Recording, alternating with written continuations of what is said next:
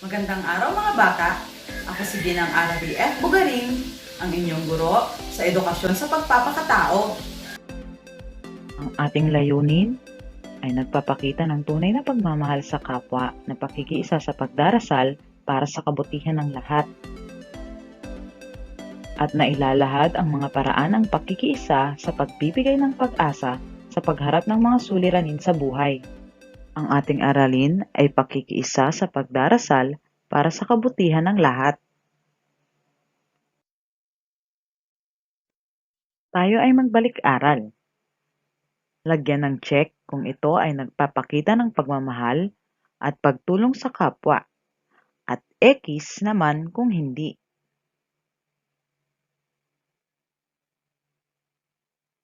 Una, tumulong lamang kung may nakakakita. Check o X? Tama, X. Magaling mga bata. Pangalawa, tumulong sa mga nasalanta ng bagyo, kalamidad, at sunog ng bukal sa puso. Check o X? Check. Magaling mga bata.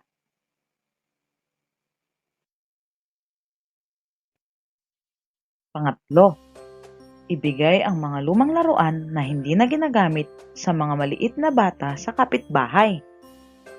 Check o X? Check. Dapat nating ibigay ang mga hindi na nating ginagamit na mga laruan. Magaling mga bata.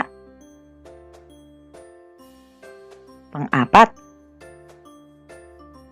dapat malaking halaga ng pera ang ibigay sa mga nangangailangan.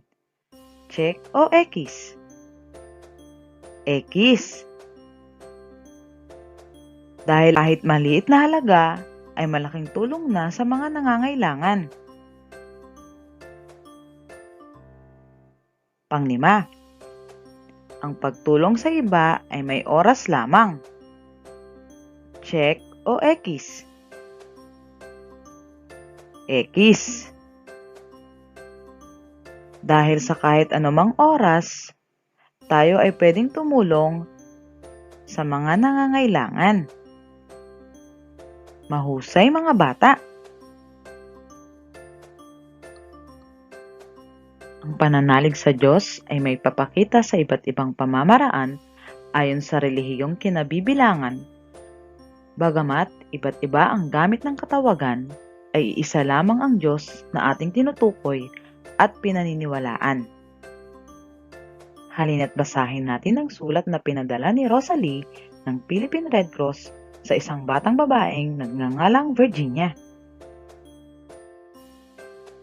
1253 Don Mariano Street, Quezon City, Agosto 23, 2015.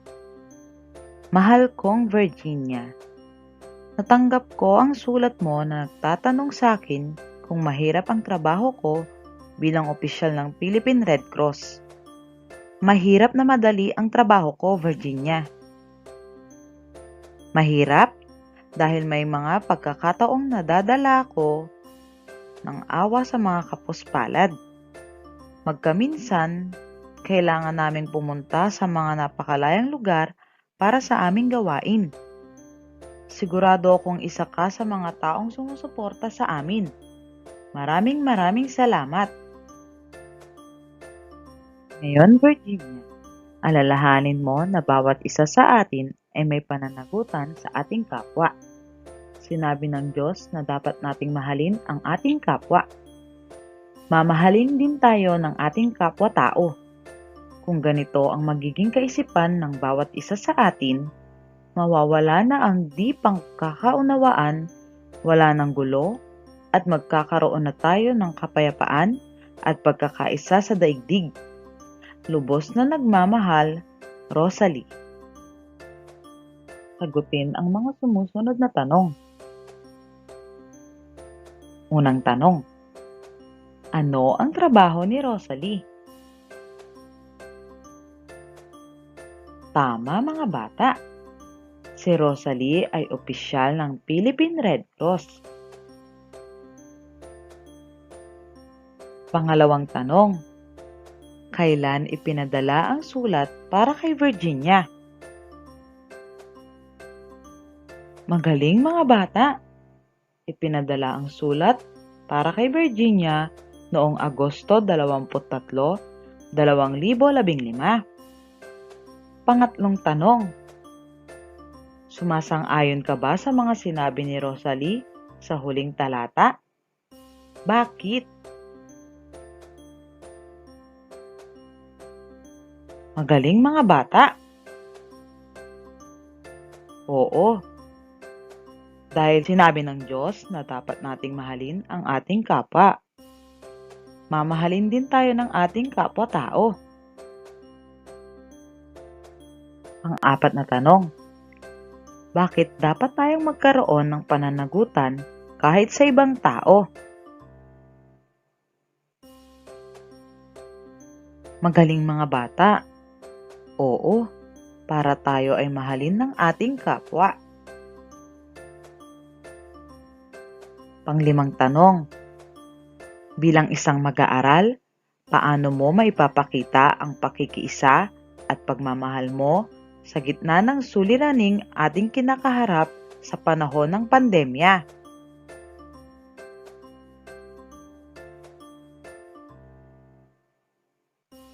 Magaling mga bata! Tama lahat ang inyong mga sagot.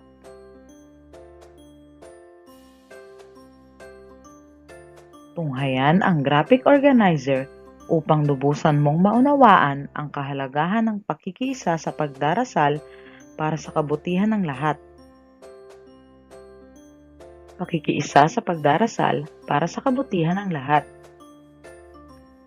Ang panalangin ay isang paraan ng pakikipag-ugnayan sa Diyos. Ito ay gawaing kalugod-lugod sa Diyos sapagkat nagpapakita ito na mahalaga siya sa ating buhay at nais nating makipag-ugnayan sa Kanya. Dapat din nating isama sa ating panalangin ang kalagayan ng ibang tao o ng ating bansa.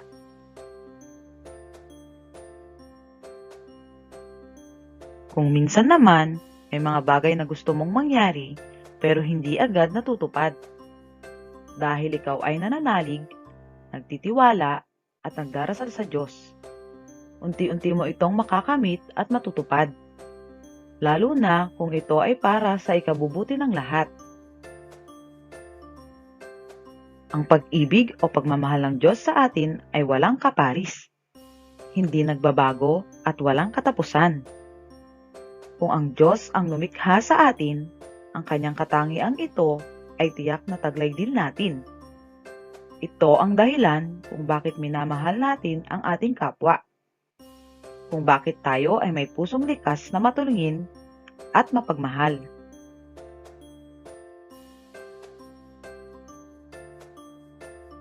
Magkakaiba man ang ating paraan ng pagsamba, nagkakaisa tayo sa pag-asang sa pamamagitan ng mga paraang ito, maipararating natin ang ating pagsamba at papuri sa Diyos. Nararapat lamang na igalang natin ang paniniwala ng iba tungkol sa Diyos. Hindi sila dapat pagtawanan o kutyain sapagkat sila ay tulad din nating may mga damdaming nasasaktan. Kung ano ang nais mong gawin sa iyo ng iyong kapwa, iyon din ang gawin mo sa kanya. Naalala mo pa ba ang kasabihang ito? Hindi ba tangkop ito sa ating aralin? Tama! Kung nais mong igalang ng iyong kapwa ang iyong paniniwala, nararapat lamang na igalang mo rin ang kanyang paniniwala.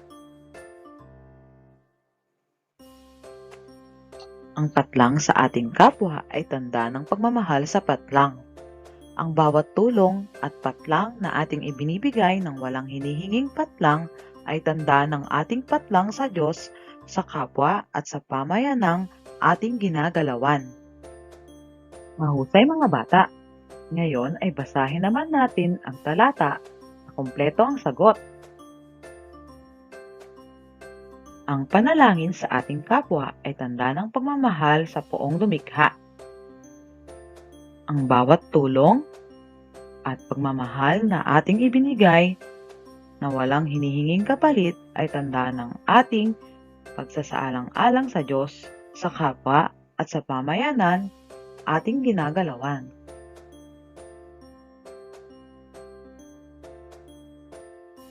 Naniniwala tayong ang pagpapahalaga sa buhay at pakikiisa sa pananampalataya ng iyong kapwa ay para sa kabutihan ng lahat na kinalulugdan ng Diyos.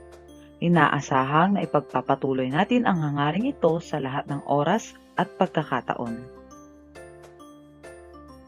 Gumawa ng isang sulat para sa mga frontliners na nagbibigay pag-asa sa pagharap natin sa pandemyang COVID-19.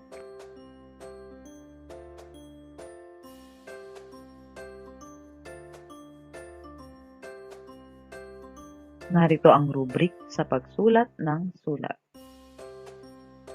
Sa pamantayan, malalim at makabuluhan ang mensahe ng sulat, may kaugnayan ng sulat sa konseptong ibinigay ng guro, nabigyang buhay ang sulat sa malikhaing paraan, mabisang na ipahayag ang mensahe ng sulat.